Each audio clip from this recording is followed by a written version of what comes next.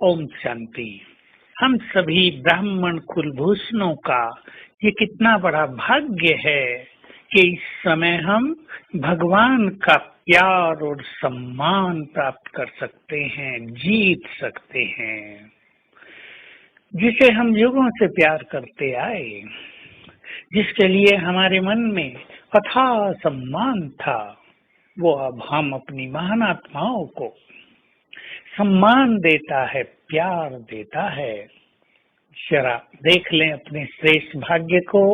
हम कितने भाग्य के धनी हैं, स्वयं भगवान के कितने समीप, उसके प्यार और सम्मान के पात्र। पर उसका प्यार और सम्मान उन्हें मिलता है जो बहुत पवित्र हैं, अर्थात जिनके अंदर बहुत सच्चाई है और सफाई है। सफाई का अर्थ होता है अपनी बुद्धि को स्वच्छ रखना। कईयों ने जो अपनी बुद्धि में बहुत गंदगी भर ली है, तो ऐसी गंदगी से भरपूर बुद्धि रूपी बर्तन में ईश्वरीय ज्ञान ठहरता नहीं। इसलिए बाबा कहते हैं, बुद्धि के पात्र को सोने का पात्र बनाओ, संपूर्ण पवित्र बनाओ।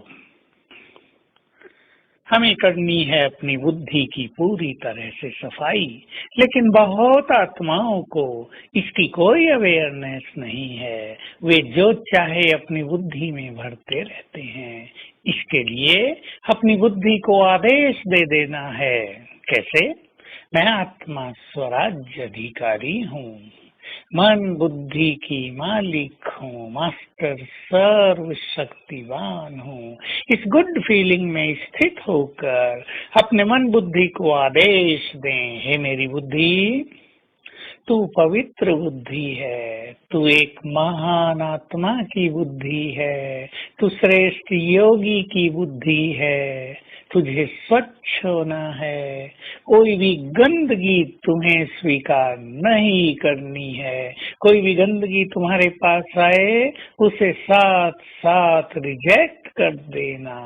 आप देखेंगे, जैसे ही कोई खराब बात पर हम विचार करेंगे, हम स्वीकार करना चाहेंगे, बुद्धि उसको रिजेक्ट कर देगी, रिपल्स कर देगी, बाहर फेंक देगी। हमें सच्चाई को भी अपनाना है। सच्चाई का अर्थ जो कुछ हम हैं, जैसे हैं, बाबा के सामने स्पष्ट। सच्चाई हमारी नेचर होनी चाहिए। कई लोगों की नेचर होती है बात बात में झूठ बोलते रहना, बिना मतलब भी झूठ बोल देना। झूठ बोलने को उन्होंने अपना स्वभाव बनाया होता है और वो इसे अपनी बहुत बुद्धिमानी और चालाकी समझते रहते हैं। ऐसी आत्माएं बाबा से बहुत दूर रहती हैं, बाबा के प्यार से वंचित रहती हैं। कोई गलती हो जाती है, वो बाबा के सामने स्पष्ट करें।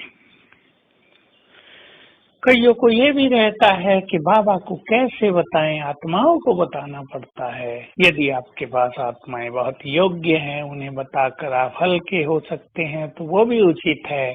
परंतु यदि ऐसा नहीं है तो आप अपनी बात सीधी अपने परम पिता से, अपने परम सद्गुरु से कर लें। उससे सीधा कनेक्शन भी रखा जा सकता है, उससे बहुत समीपता भी रखी जा सकती है। लेकिन इसका अर्थ ये नहीं कि रोज हम गलती करते रहें और बाबा को बताते रहें, इससे कोई फायदा नहीं होगा। एक दो बार गलती हुई, बाबा को बताया, उसकी दुआएं ली, क्षमा ली और फिर उस गलती से सदा के लिए मुक्त हो गए। अगर ऐसी धारणा हम बनाते हैं तो सचमुच हमारी गलतियां भी हमारे लिए वरदान बन जाती हैं और हम अपनी गलतियों से बहुत कुछ सीखकर अपने जीवन में निरंतर आगे बढ़ते रहते हैं। लक्ष्य तो हमारा और बाबा का यही है कि हम सब आगे बढ़ें। नहीं तो बाबा क्यों कहे अपनी गलती मुझे बताओ, क्योंकि वो हमें इन सब से मुक्त करके बहुत शक्तिशाली बना देना चाहता है। उसके मन में हमारे लिए ये बहुत श्रेष्ठ भावना है। और अगर हम अपनी बात बाबा को बताते हैं तो बाबा की करंट हमें मिलती है। वे विशेष रूप से अमृत वेले हमें सकाश देते रहते हैं। तो आज हम अभ्यास करेंगे सूक्ष्म लोक में बाबा को देखेंगे, बाप दादा को। उनके मस्तक में शिव बाबा विराजमान और उनसे किरणें निकलकर मुझ पर पड़ रही हैं, अर्थात वो मुझे अपनी सकाश प्रदान कर रहे हैं। ओम शांति।